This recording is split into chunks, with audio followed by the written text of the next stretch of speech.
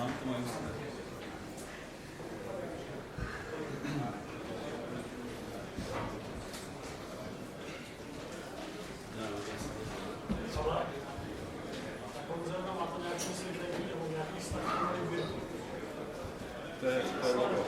To je logo. Ale jestli to má nějaký vztah. Takže prostě logický je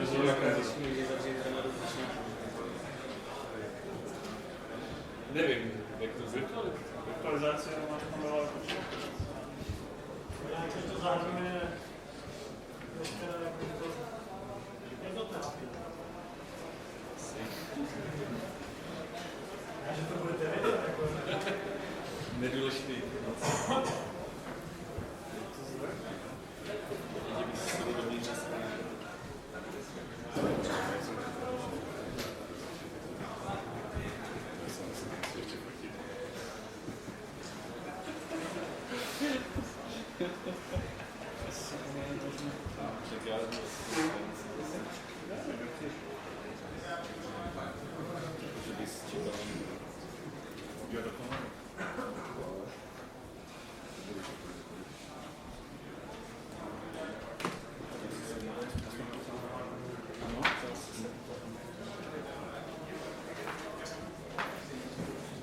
Vezmu radši notebook.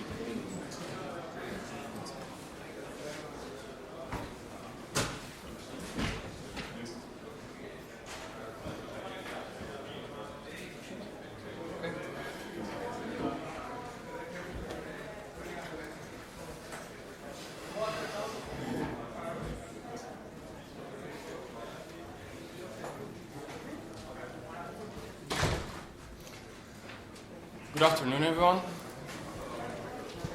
Last seat? Yeah, okay. You got one last minute to leave.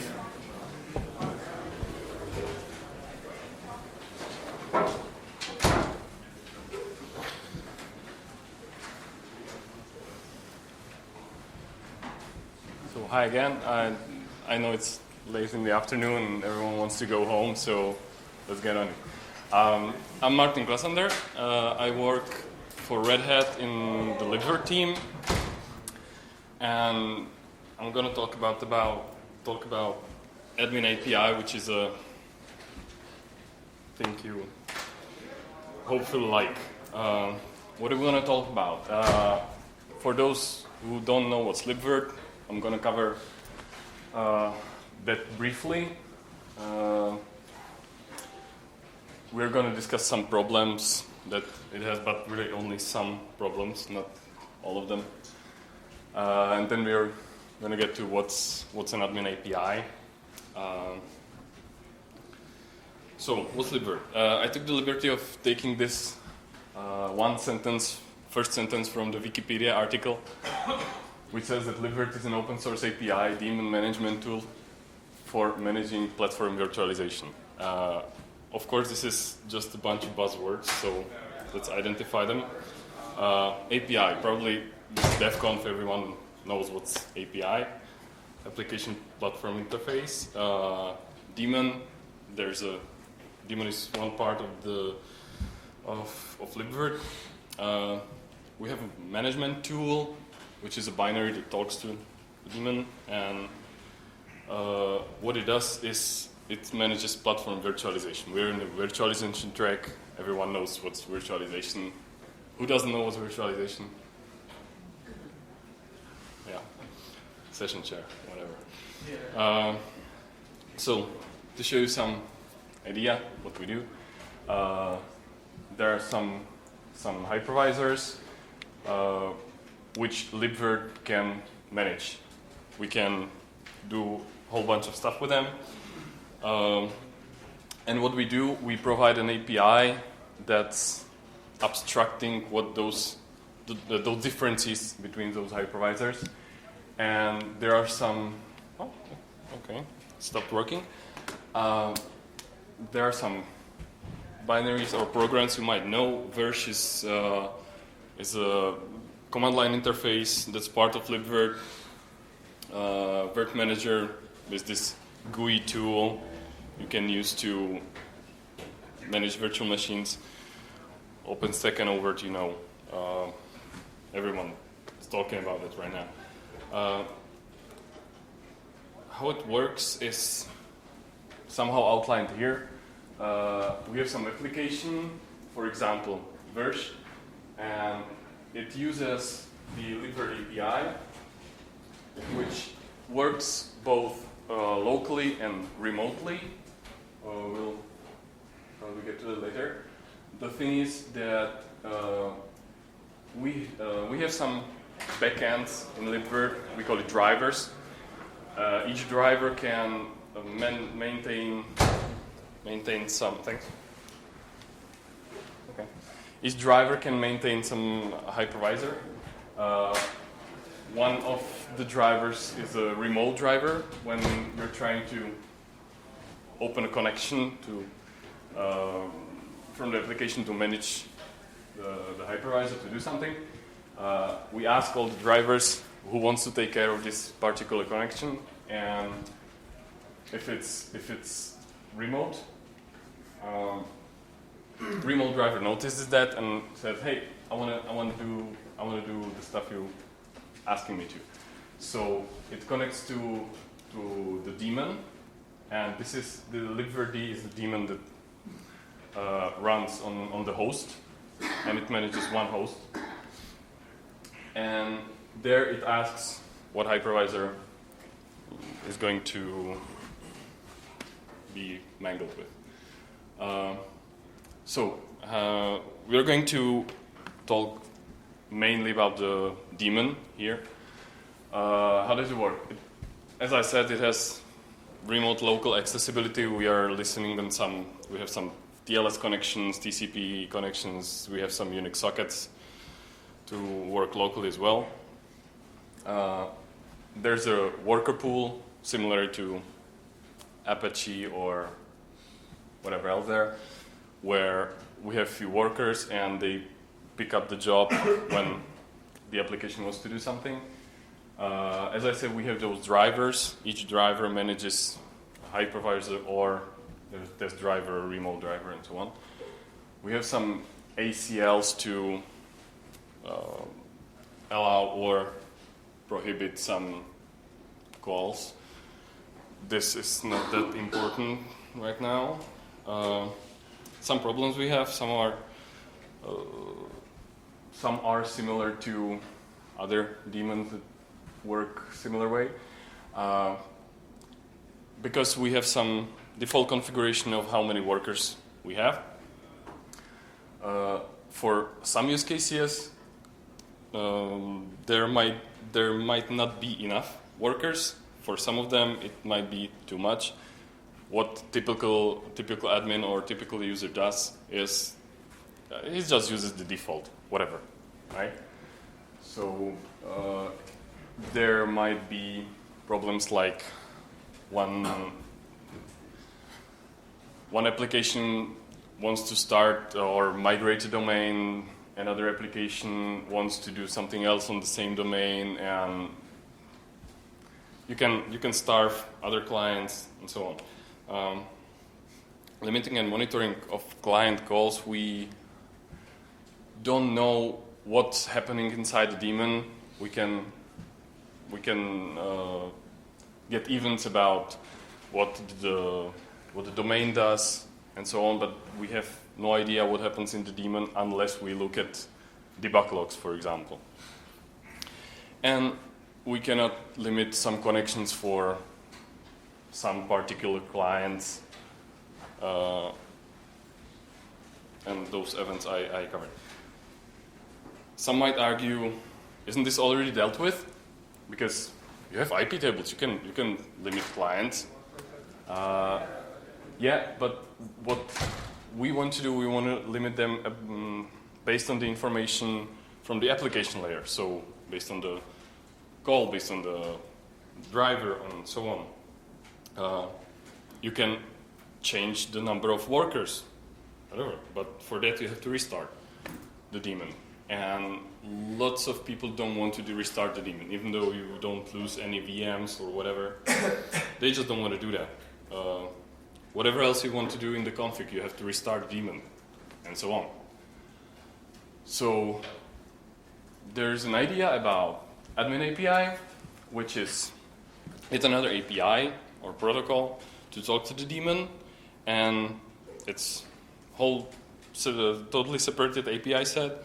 It has a separate library, and there will be a separate binary to that uses the new library. It's not hypervisor bounded, so this does not have any idea about the differences between hypervisors. You don't manage QEMU and so on with that, and hopefully it can solve all our problems, but they must be Libvirt related and so on and so on. So this is what some smallest application may look like. For example, we want to know the number of connections to the daemon. As what you do normally with Libvirt, you include Libvirt age. Here you include Libvirt admin. It's we want to separate that. You just initialize some pointers between type, whatever. You open the connection. Of course, we need flags everywhere, so there's 0. You get the connections, print some friendly message, so you know how many of them there are. Everything you use starts with we're ADM, so up until now we had like 45 characters in an API call, so now it's 3 more. And what it doesn't solve is that you have to clean up after yourself. What are some ideas about what the admin API should do? What can it help with? For example, blocking some kind of access in some, let's say, emergency situations. There were some findings lately. If you want to, for example, you find out there's a problem with TLS, you don't want to restart the daemon, but you want to disable TLS connection because now it's unsafe, but there are still some clients, they are migrating and so on, so on. You just want to do this dynamically. A lot of stuff it does sounds like syntax sugar, so it's just making things easier than they are. Not that it wouldn't be possible without the admin API. We can get some events for example, starvation if there's not enough workers. We can get events when the client is disconnected due to keep alive. So, or if there's some problem, for example, we have timeout for creating a job on the domain. If that fails, there might be some problems. You want to get an event for that.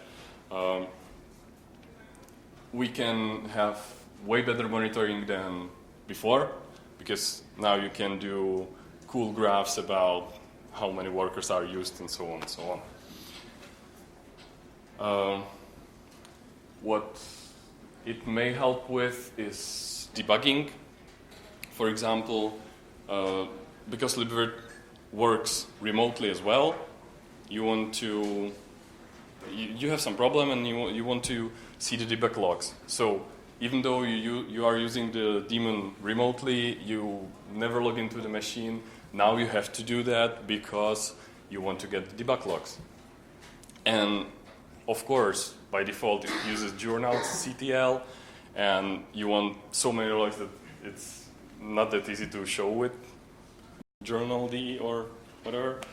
So we're thinking about an API call that will just say, okay, from now on, you start collecting debug logs, and whenever I tell you, you'll send me all the debug logs through this connection. Because we're dealing with lots of questions like, how do I see debug logs? Okay, I'll send you this link to the wiki page. You have to go here, do this, change this, and realize when you want to see the debug logs, restart libvirt, and so on and so on. What it may do, also this debugging API is automatic debug logs getting, or how should I say? For example, when QE or we are running tests, we can ask for the debug logs after each failed test, and we can automatically have them without the need of reproduction. Even though it has 10% reproducibility, we can have that on first try.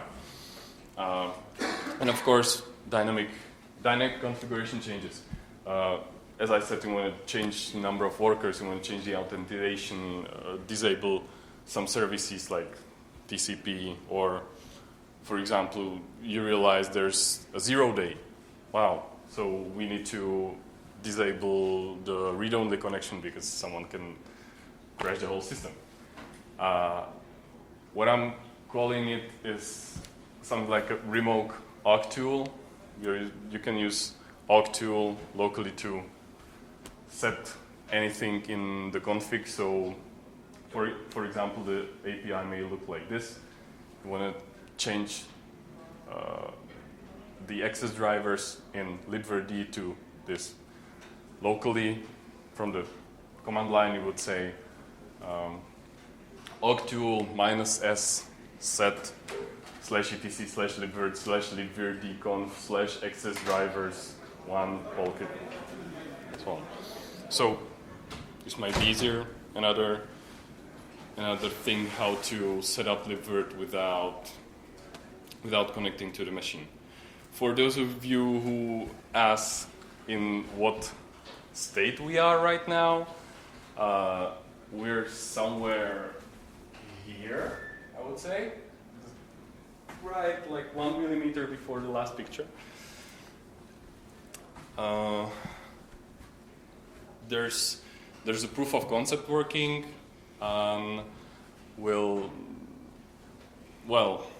There needs to be done a lot of stuff about documentation and so on and so on.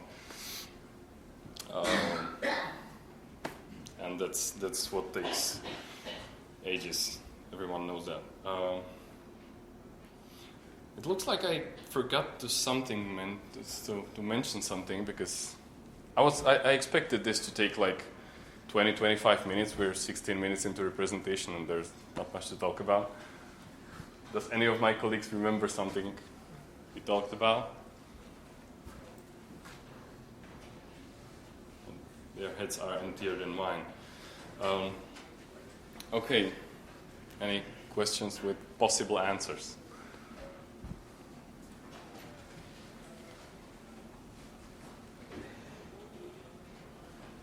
No? Then you can leave a feedback for this presentation in this link. Say how much you did not like it, how much you like it, what you like, what you didn't like, and I'll try to do my best to fix it for next time. One last thing I would like to mention is that my colleague has a lightning talk on how to do Google Summer of Code projects and how to get more people to work on your open source projects and so on. So be sure to head to the next to D105 and vote for his presentation. We have few projects there. One of them is admin API related. So be sure to check that out. And that's it. Like 10 minutes earlier than I planned it. Thank you for listening.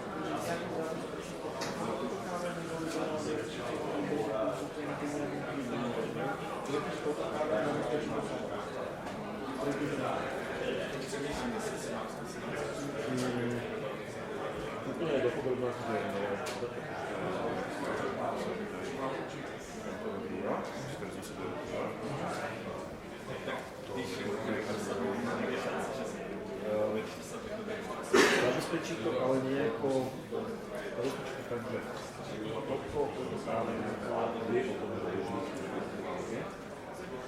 A jak sa to nazýva? Jdeme.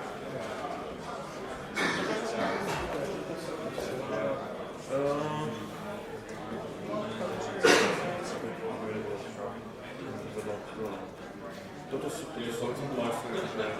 ja viem, že to je mimo názor, ale sú to nejaké princípy, ktoré vlastne...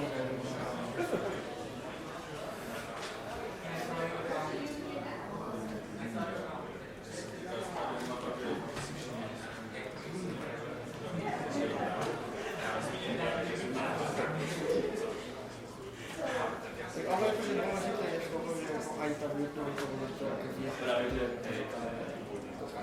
dá sa to,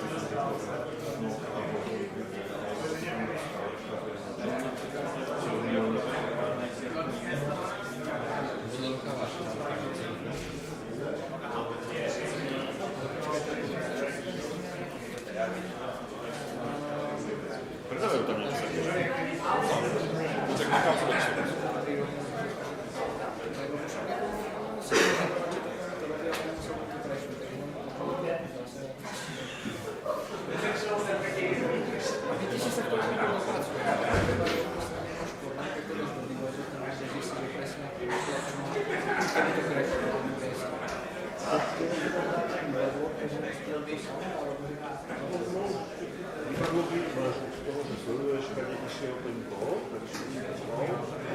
vieš, že No jasné, že to máte někdo východný.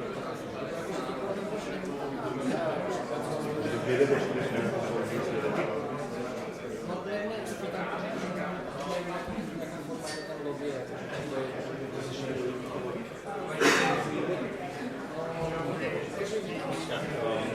Ty děláš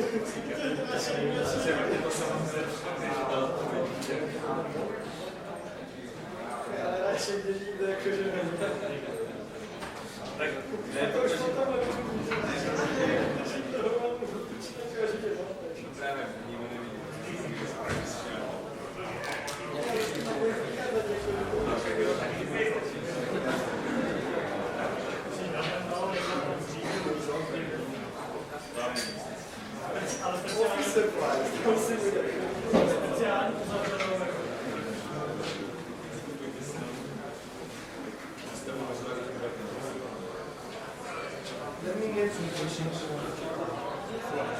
I'm going to get some questions.